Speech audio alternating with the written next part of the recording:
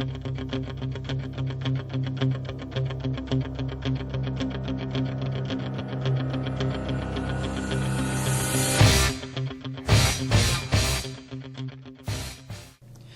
to Eye on the Tigers News. I'm Amber Mashuk. Thanks for joining us today for the news we've been following for you. The Trump administration threatened new sanctions on North Korea on Wednesday after the reclusive government shattered 2.5 months of relative quiet with its most powerful weapon test yet, an intercontinental ballistic missile that some observers believed could reach Washington and the entire U.S. eastern seaboard. President Donald Trump tweeted that he spoke with Chinese President Xi Jinping about North Korea's proactive actions, and he vowed that additional major sanctions will be imposed on North Korea today. Trump's top diplomat, Rex Tillerson, said the U.S. could target financial institutions doing business with the North. The UN Security Council, meanwhile, was due to hold an emergency meeting Wednesday afternoon. The fresh deliberations about new forms of punishment for North Korea came after its government said it successfully fired a significantly more powerful nuclear capable. Outside, governments and analysts concurred the North had made a jump in missile capability. GOP leaders toiled behind the scenes Wednesday in hopes of readying a long-anticipated tax bill for a floor debate. A pair of pro-family Republicans offered a plan to pare back a proposed cut in corporate tax rates to make an increase in the child tax credit more generous, while work also intensified on a controversial plan to trigger automatic tax increases if the plan produces higher than hoped for deficits.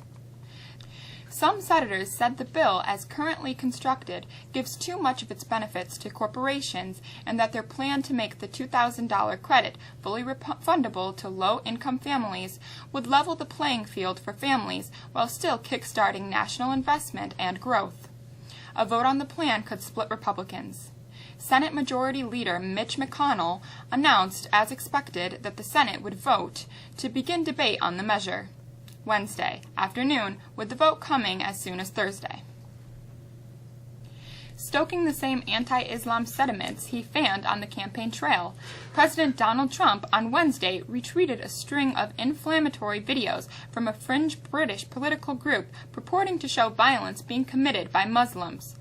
The tweets drew a sharp condemnation from British Prime Minister Theresa May's office, which said it was wrong for the president to have done this. May's spokesman said that the far-right Britain First group seeks to divide through its use of hateful narratives which peddle lies and stoke tensions. Brushing off the criticism in an evening tweet, Trump said May, instead of focusing on him, should focus on the destructive radical Islamic terrorism that is taking place within the United Kingdom. Today's show host, Matt Lauer, was fired for what NBC on Wednesday called inappropriate sexual behavior with a colleague and was promptly confronted with a published report accusing him of crude and habitual misconduct with other women around the office. Lauer has long been a lucrative and highly visible part of NBC News and one of the most highest-paid figures in the industry, and his downfall shook the network and stunned many of the roughly 4 million viewers who start the day with him. He is easily one of the biggest names brought down in recent weeks by the wave of sexual misconduct allegations that have swept through Hollywood, the media, and politics. 2 more accusers came forward Wednesday afternoon after the first report.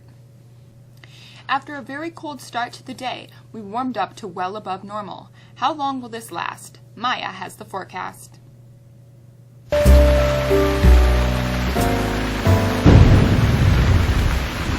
We did see temperatures in the low 20s this morning, but the clear skies, the sun went to work and warmed us up into the low 50s.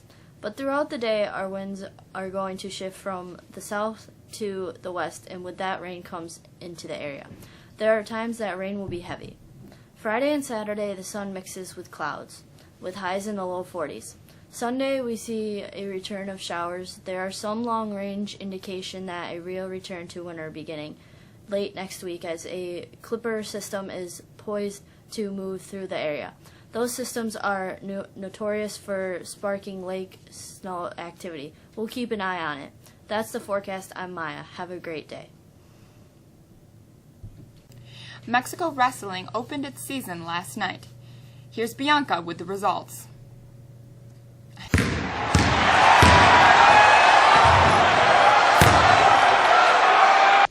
Jarrett Gates, Joshua Riley, and Jaden Allen all had pins, but it wasn't enough at visiting Marcellus, squeaked by Mexico to take a 44-42 opening win. Mexico's girls basketball team opens its season Thursday night when it hosts state-ranked West Hill. Tip time is around 7 o'clock p.m. The boys' varsity swimming and diving team opened its season with a convincing win over Fulton, 110-76. The Tigers won every individual event. The first-place finishes were turned in by Dylan Long, A.J. Yost, John Ocker, Zach Rivette, Austin Lawton, and Kean Long. The Eli Manning era with the New York Giants may be coming to an end, and if it is, it's an ugly ending. The Giants announced on Tuesday the two-time Super Bowl MVP was being benched for the first time in more than 13 years, so they could evaluate the other quarterbacks on the roster over the final month of a lost and injury-filled season.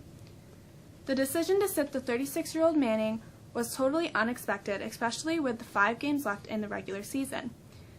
The moves come as the Giants fell to a 2-9 after last week's loss. That's a quick look at sports. Have a great day. I'm Bianca. The representative from Jostens will be taking cap and gown and graduation announcement orders Thursday, December 7th and Friday, December 8th from 10 to 11:50 a.m. during lunches outside the cafeteria. A $50 deposit is required to order. Sophomores and any other students interested in ordering class rings, a $60 deposit is required to order. Extra information packets are available in the main office. That's all for us today. I'm Amber Mashuk. Thanks for joining us, and we'll see you again on Friday.